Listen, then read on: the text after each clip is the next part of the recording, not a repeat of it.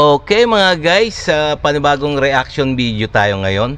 Ito ay tungkol sa ating mga manggagawa naman, no? So, tungkol ito sa sweldo ng mga manggagawa. So, itong video na to ay galing kay Melbs Castle. So, please subscribe sa kanya, no? And also, syempre, paki-subscribe na rin sa ating YouTube channel. Kung gusto nyo ng mga ganitong reaction video, please subscribe diyan sa baba. Okay? So, umpisa na natin. Kakapasok lang na balita. Paniguradong ikatutuwa ito ng halos 5 milyong minimum wage earners sa buong bansa. Inaasahan kasing pipirma na ngayong buwan ang dagdag na 100 pesos o 100 pisong dagdag kada araw na pasahod.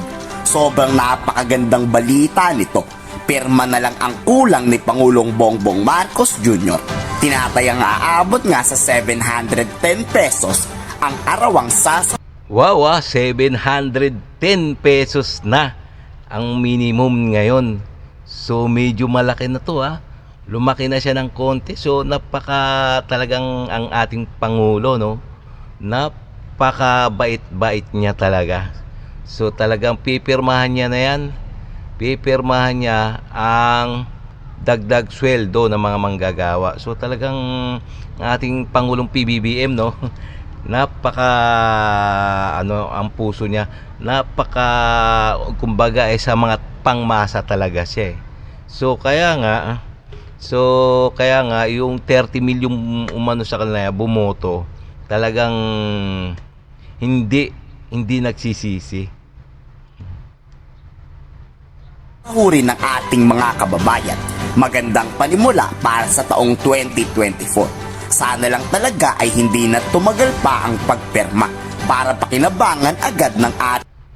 Oo, sana nga. Pero sana nga huwag nang tumagal kasi napakamahal na ng bilihin talaga ngayon, 'di ba? So ang mga bilihin ngayon sardinas nga ang mahal na 27 pesos na . So kailangan talaga tumaas yung ating mga sweldo ng mga manggagawa. Katulad ko, manggagawa rin naman ako . Di ba? Halos lahat naman tayo manggagawa . So talagang na to, sana mapirmahan na ng ating Pangulong PBBM, Maraming mga kababayan. Ginoong Pangulo, tapatin po natin ang kasulukuyang minimum wage sa iba't ibang rehiyon. Si Jinggoy nasa Estrada. 306 pesos hanggang 610 pesos ay hindi sapat upang bumuhay ng kahit isang maliit na pamilya sa araw. Tama yan sinasabi ni Jinggoy Estrada, Hindi sapat ang 600 na minimum wage ngayon kasi ayun nga, sa pamasahe nga lang napupunta yan sa pagkain ng manggagawa. So ano pa ba kung malayo pa yung pinagtatrabahoan mo siyempre napakalaking gastos yan. So kailangan talaga magtaas na ng mga minimum wage. Awa ang ating mga manggagawa. Hindi pa rin talaga aabot sa pangangailangan para mabuhay at matugunan ang pangangailangan ng mga manggagawa na may 5 miyembro ng pamilya. Sa kasulukuyang antas ng minimum wage, kulang ang budget para i-treat man lamang sa Jollibee. Tayo mo. I-treat sa Jollibee, kulang talaga. Lalo, pagkasweldo, mahirap kaya pumunta ng Jollibee pag kung ang member mo yung mga anak mo 5, 6, ganyan. Tapos ang sweldo mo lingguhan. Napakahirap i-budget So kailangan talaga pagtaas ng minimum wage.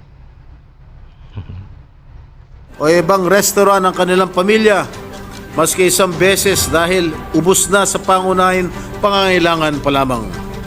Bagamat ang inflation ay bumabagal, nasa 2.8% nitong January 2024, hindi ibig sabihin nito ay bumababa na rin ang presyo ng mga bilihin. Pangulo, sa bigas pa lamang, lagpas 50 pesos na ang isang. Kaya nga Ang bigas nga lang, ang kilo, lagpasa na sa 50, may 60, may 70 pa nga eh. So talagang kailangan talaga ba tumaas yung minimum wage? Kilo. Higit pa hindi pa magandang klase yan. Dagdagan mo pa ng lulutuing karne o gulay o pambili ng lutong Maski nga yung gulay nga lang napakamahal na, tiklis-tiklis nga lang, no.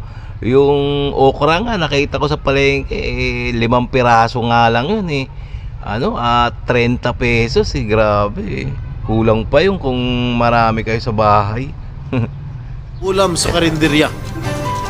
Mr. President, even with this wage hike bill, the difference between the minimum wage and the cost of living or the family living wage Yes, is Jingo glaring. Estrada. But this is the most that we can propose, balancing the welfare of workers and businesses. Bagamat kinikilala natin ang wage hikes na ipinatupad kamakailan ng regional wage boards, tila nabura na ito ng patuloy na pagtaas ng presyo ng pangunahing bilhin. Kaya nga, sobrang taas na hindi nyo napapansin. Napakataas ng bilihin na, di ba? Halos linggo-linggo tumataas eh. So kailangan talaga tumaas talaga. Tumaas pati sweldo. Kaya naman natin iminumungkahi ito. Ang pagtaas ng sahod ng mga manggagawa sa mas disenteng level ay napapanahon at talagang kailangan para ipantay kahit papano sa pagtaas ng presyo ng ating mga bilihin. Pinakinggan po natin ang hinaing ng ating mga manggagawa sa matagal nang humihiling ng aumento. Ayan si At ito Jinggoy. na ang tugon ng inyong Senado sa mga panawagang yon. This statutory increase, if passed into law, would also result in increased purchasing power and would stimulate economic activity, thereby contributing to national growth. This wage hike bill would also help attain our goal of reducing poverty incidence rates in the coming years to have a prosperous, predominantly middle-class society where no one is poor. Wala na tayong dapat pang ikabahala kung pipirmahan agad ni PBBM dahil 100 Yes, dapat pirmahan na ni Pangulong PBBM para para talagang sumaya na ang mga 30 milyong Pilipino. namang suportado ito ni Senate President Zubiri ang naturang batas. Ito ay patunay na may malasakit siya sa mga Pilipino. Hindi lang pang sariling interes ang kanyang iniisip, kundi ang kalagayan ng ating lahat ng mga kababayan. O kita nyo, talagang kung iisipin nyo talagang may malasakit si Pangulong PBBM sa kanyang nasasakupan. Tingnan nyo naman ang West Philippine Sea, nahanda siya makipaggera, tapos ang mga Pilipino nagdagdag ng sahod. So ano pa ba? So talagang si PBBM talaga may malasakit sa Pilipino. Bayang minimum wage earner. Share the blessing. Kailangan para masaya sila at magugustuhan ng mga manggagawa yan. Bakit? Yung mga manggagawa natin, lalong sisipag, lalong gusto Yes. magtrabaho ng Kaya maayos nga. dahil binabayaran po natin sila ng eksaktong sweldo. Di ba po? Kung gano'n naman ang sweldo nila, di punch in, punch out na lang sila, hindi na sila magaganahan, Kaya nga. ganadong magtrabaho dahil wala nga silang pag-asa sa kanilang natatanggap na sweldo. Bigyan natin ng pag-asa ang ating mga manggagawa Yes, yes. na magkaroon Yes. ng disenteng buhay Tama! dito sa ating bansa. Tama! Para ang pangarap ng OFW ay makauwi na. Pero kung ang sweldo po ay 517 pesos a day, walang uuwing OFW dito. Kaya nga kung 500 pesos lang ay grabe Wala nang patutunguhan ng 500 pesos. Sa ating bansa. Yan ang katotohanan. Kaya po, ako'y umapela na suportahan natin ang ating one-time, big-time legislative wage hike of 150 pesos across the board for all regions. Ito po yung dagdag sahod Yes. sa ating mga manggagawa. Sobrang magandang blessings talaga to sa maraming mga Pilipino. Kahit papaano ay malaking tulong na kaysa sa walang-wala. Kayo, ano ang inyong masasabi sa kakapasalang na bagong batas na taas pasahod? I-comment Okay, no? So magandang balita to para sa mga minimum wage. So sana nga mapirmahan na ni Pangulong PBBM. So siyempre lahat masaya pag dadagdagan eh. So napakamahal kasi ng bilihin ngayon. Pati pamasahe, halos lahat. 'Di ba? Pati load, maglo-load ka. Grabe, no? Kaya nga kailangan dagdag pasahod sa mga minimum wage earner.